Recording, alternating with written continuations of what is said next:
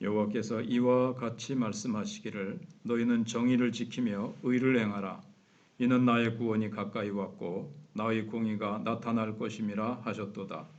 안식일을 지켜 더럽히지 아니하며 그의 손을 금하여 모든 악을 행하지 아니하여야 하나니 이와 같이 하는 사람 이와 같이 굳게 잡는 사람은 복이 있느니라. 여호와께 연합한 이방인은 말하기를 여호와께서 나를 그의 백성 중에서 반드시 갈라내시리라 말하지 말며 고자도 말하기를 나는 마른 나무라 하지 말라. 여호와께서 이와 같이 말씀하시기를 나의 안식일을 지키며 내가 기뻐하는 일을 선택하며 나의 언약을 굳게 잡는 고자들에게는 내가 내 집에서 내 성 안에서 아들이나 딸보다 나은 기념물과 이름을 그들에게 주며 영원한 이름을 주어 끊어지지 아니하게 할 것이며 또 여호와와 연합하여 그를 섬기며 여호와의 이름을 사랑하며 그의 종이 되며 안식일을 지켜 더럽히지 아니하며 나의 언약을 굳게 지키는 이방인마다 내가 곧 그들을 나의 성산으로 인도하여 기도하는 내 집에서 그들을 기쁘게 할 것이며 그들의 번제와 희생을 나의 제단에서 기꺼이 받게 되리니 이는 내 집은 만민이 기도하는 집이라 일컬음이 될 것임이라. 이스라엘의 쫓겨난 자를 모으시는 주 여호와가 말하노라. 내가 이미 모은 백성 외에 또 모아 그에게 속하게 하리라 하셨느니라. 아멘. 이스라엘 백성들이 바벨론에 포로되어 있는 동안에 여러 가지 복잡한 문제가 생겼습니다. 이스라엘 백성들이 이방 사람들 사이에서 혈통이 혼합되고 종교적인 혼합이 발생한 겁니다. 이방인 중에서도 이스라엘 사람들처럼 여호와를 섬기고 싶은 사람들이 생기고 이스라엘 자손들 중에서는 또 이방 백성들처럼 우상 숭배하고 또 이방 사람들처럼 문명, 문화나 언어나 이런 것들이 이스라엘 것을 버리고 이방화된 사람들도 있었습니다. 그런데 하나님께서는 그런 사람들을 이렇게 구분하지 않고 골라내지 않고 그냥 모두 하나님의 백성으로 삼겠다고 하십니다. 그래서 3절부터 5절이 이제 그런 내용입니다. 우선 이스라엘 백성들이 이방화된 사람들을 성경은 고자라고 부르고 있습니다. 이방화된 사람들은 모두 다 고자는 아닐지라도 예를 들면 바벨론 왕궁에 선택된 사람들은 모두 거세를 해서 환관으로 만들어 버렸기 때문에 그렇습니다. 다니엘이나 느헤미야도 다 고자였습니다. 노예로 잡혀가면서 어쩔 수 없이 이제 고자가 된 사람이죠. 그 다음에 영적으로 고자가 된 사람들도 많이 있을 겁니다. 구약율법에 보면 고자들은 하나님 성전에 들어올 수 없습니다. 그런데 많은 이스라엘 자손들이 외국의 노예로 끌려가면서 거기서 혼혈이 됐습니다.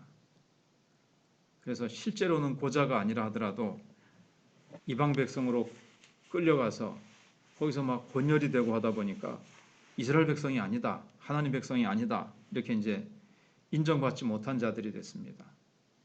그것을 본문에서는 마른 나무다 이렇게 이제 얘기를 합니다. 피가 섞여서 순수한 이스라엘 백성들을 이제 출산할 수 없으니까 마른 나무라고 이제 그렇게 부르고 있습니다. 그러나 하나님은 고자도 다 용서하시고 받아주시고 마른 나무가 된 사람들도 다 용서하시고 받아주시겠다는 겁니다.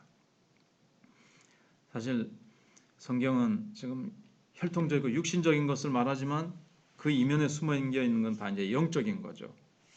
뭐 혈통, 피부색, 혼혈 이런 거 다 따지지 않고 다 오직 예수 그리스도의 피로 용서하시고 누구나 다 영적으로 중심으로 진심으로 예수 그리스도를 의지하고 하나님 의지하면 다 구원받게 해주시겠다는 그런 뜻이 이 속에 이제 들어 있습니다.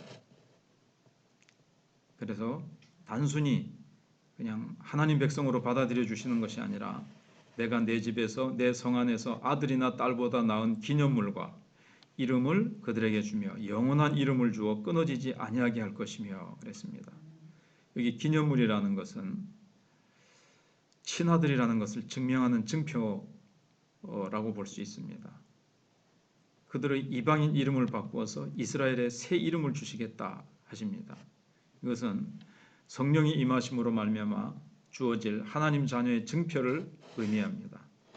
그들이 고자고 육신적으로는 고자고 마른 나무 같을지라도 하나님께서 그런 것보다도 더 귀한 기념물을 주시겠다. 이제 진짜 성령이 임하셔서 참되게 영적으로 하나님 자녀로 만드시겠다. 이런 내용입니다. 이스라엘 자손들과 함께 살면서 이제 이방인들 가운데 율법을 배운 많은 사람들이 있습니다. 이 사람들은 정식 이스라엘 자손들은 아니지만 마음속으로는 여호와 하나님을 믿기를 바라고 하나님의 법을 이제 사랑했습니다. 구약 시대 때도 벌써 이방인들을 향한 이제 선교가 신약 시대처럼 본격적으로 이루어지진 않았지만 부분적으로 이렇게 이루어지는 겁니다. 하나님께서 포로되어 가게 하신 것 중에는 자발적으로 선교를 하지 않으니까 포로 잡혀 가가지고서라도 거기서 이 이스라엘 백성들이 가운데 그래도 이 말씀을 가지고 있는 자들이 있지 않습니까? 그래서 저 먼 이방에서 쪽복음, 이사야서 같은 것이라든가 모세오경의 이 쪼가리 그런 것들이 이방 사람들에게 이제 이렇게 전해진 거예요. 그들 가운데 구원을 사모하던 자들, 뭔가 진리를 사모하던 자들이 끌려온 이스라엘 백성들의 입술이나 어떤 이렇게 조각난 말씀 몇 절이라도 그걸 보고는 눈이 띄어가지고 야 하나님을 믿어야 되겠다. 이스라엘의 하나님이 진짜 하나님이 그 같다. 이런 사람들이 있었거든요. 이런 이방인들을 하나님께서 다 이스라엘 그러니까 하나님 백성으로 삼겠다고 하시는 겁니다. 그래서 결국은 이거는 고자도 이방인들도 다 내 백성으로 삼겠다, 내 아들로 삼겠다는 것은 하나님께서 이제 신약 교회를 탄생하게 하시겠다는 구약의 약속인 것입니다.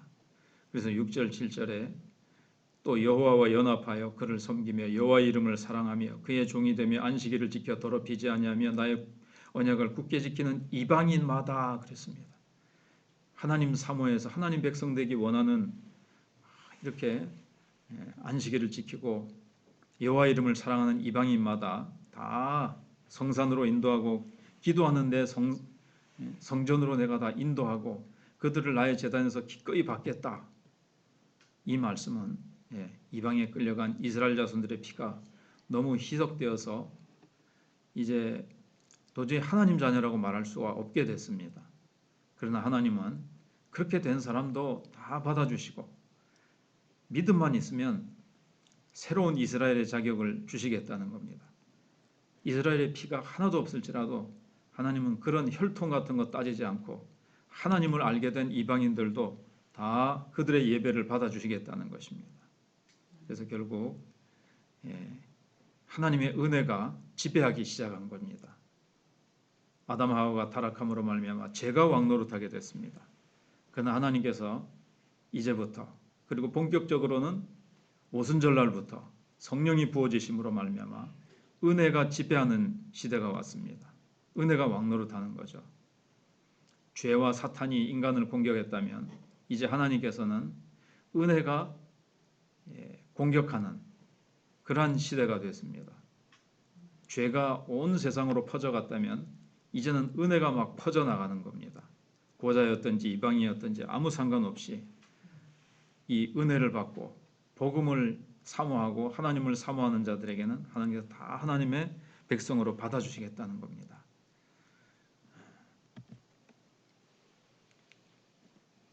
전에는 천연두가 나오기 전에는 사람들이 그 병으로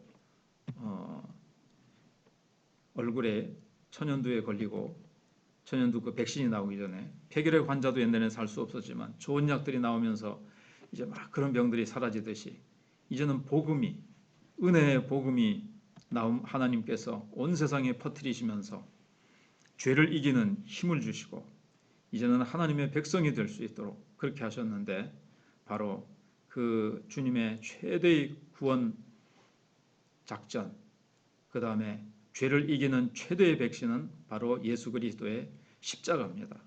그래서 십자가의 보혈로 사람들이 죄를 이기고 마귀를 이기면서 죄에 갇혀있던 모든 백성들이 예수 그리스도의 십자가 사건으로 이 포로 수용소에 어떻게 보면 이제 정문이 파괴된 겁니다.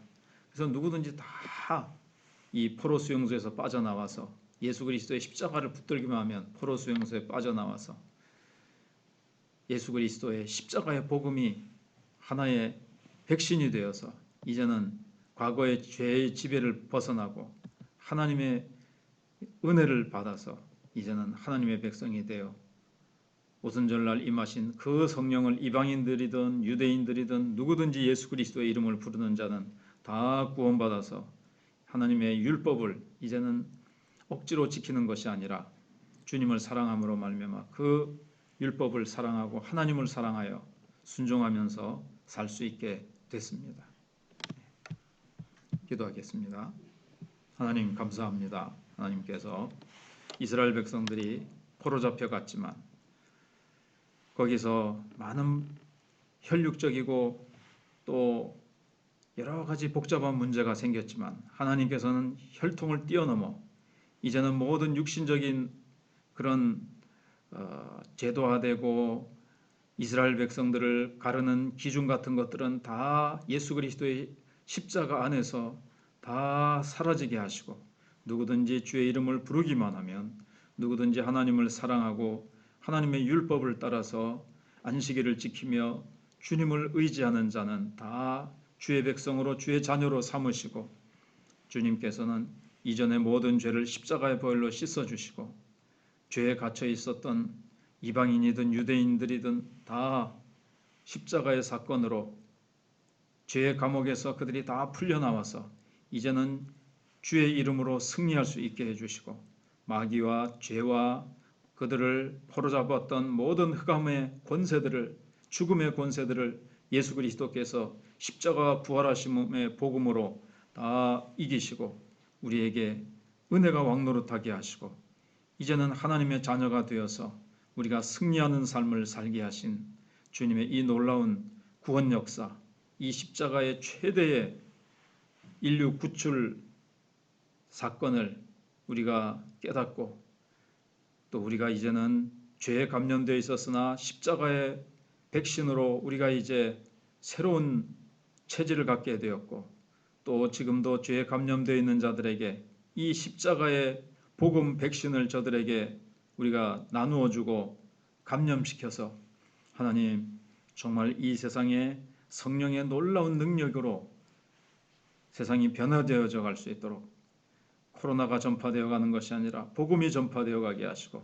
예수 그리스도의 보혈의 은혜가 온 세상을 지배하도록 하는 세상이 왔는데 하나님 이제 더욱더 이 지역에도 복음의 문이 열리고 전도의 문이 열리고 은혜의 문이 열려서 우리가 복음의 백신으로 강화되어서 우리가 이제 죄를 이기면서 사람들에게 복음을 전하고 사람들을 이 만민의 기도하는 성전으로 그들을 이끌 수 있도록 하나님께서 이 지역의 택한 백성들이 정말 주님을 사모하고 말씀을 사모하여 이 성전으로 나올 수 있도록 주님께서 이끌어 주시옵소서. 하나님께서 다음 세대를 기억하시고 또 우리 교사들에게 또 더 이들을 효과적으로 가르칠 수 있도록 교육 시스템도 하나님 우리가 기도할 때 하나님께서 주수할 일꾼들 세우셔서 아름답게 이루시고 환우들을 주님께서 치료해 주시고 저희 교회가 협력하는 선교사님들의 사역 위에 오늘도 주님 승리의 소식들이 들려오도록 하나님께서 함께해 주시기를 원합니다. 10월 30일 있을 성례식에도 함께해 주시고 또 수능을 준비하며 시험 공부를 하고는 우리 학생들에게도 지혜를 주시며 그러나 먼저 여호와를 경외하는 것이 지혜의 근본인 것을 깨닫게 하여 주시기를 간절히 바라옵고 권합니다. 이 가을에 더 기도하게 하시고 사랑하는 성도들이 말씀을 가까이하며 주님의 품을 가까이하며 주님의 보좌로 가까이하여 주님과 깊은 기도의 시간, 사랑의 교제의 시간을 가져 힘있게 일어날 수 있도록 하나님 함께하여 주시옵소서. 예수님의 이름으로 기도하옵나이다. 아멘.